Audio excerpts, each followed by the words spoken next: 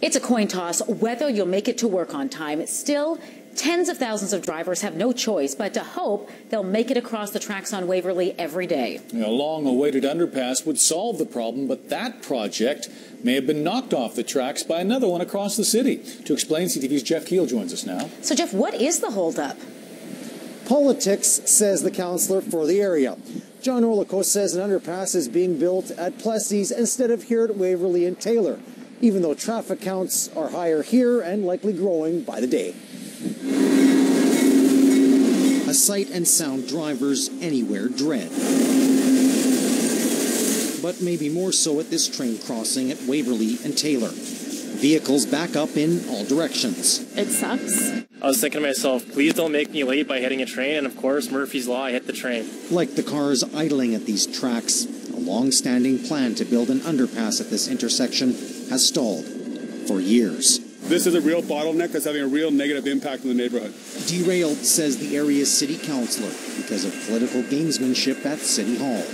That saw the Plessis underpass, now under construction, move forward instead. The Plessis underpass was, came out of the blue. 6 years ago, the city set aside $1 million for a 2010 engineering study to kickstart the Waverley underpass. That study never happened, even though the numbers suggest it should have. 91,000 vehicles drive near the Waverley-Taylor intersection on an average weekday, compared to 63,000 at Plessis and Dugald. And with the explosion of the Waverley West neighborhood and retail like IKEA in the South End, this urban studies professor says traffic will only get worse. Those in South Winnipeg are probably scratching their heads going, how did we, lose 2 or 3 steps here, and why are we not having our project done? Transcona councillor Russ Wyatt supported Transcona Conservative MP Lawrence Tote in the 2011 election.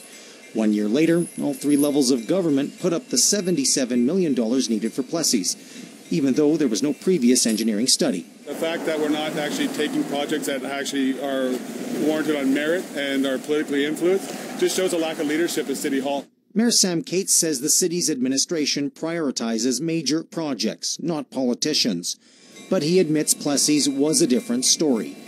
Cates says the city wasn't about to turn down millions of federal and provincial dollars. In the situation of Plessis, there's no question that was a very public, political scenario. That's the exception to the rule. The province and Ottawa both suggest they could put money into Waverley, but not until the city makes it a priority. So we're pleased to be able to meet with the mayor, but we need to see those plans now, need those detailed business plans. Cates promises that long-awaited engineering study will get underway for Waverley this year.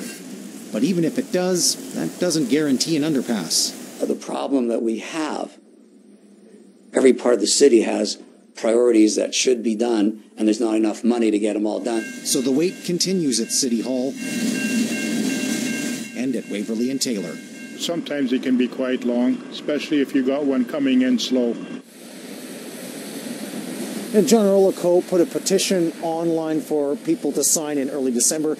He now has 1,500 people signed up on it to push for an underpass here at Waverley and Taylor. Jeff, is there any hope for an underpass where you're standing in the near future? Sure, possibly, and I'll tell you why. There are 3 elections within the next 2 years: city, federal, and then provincial.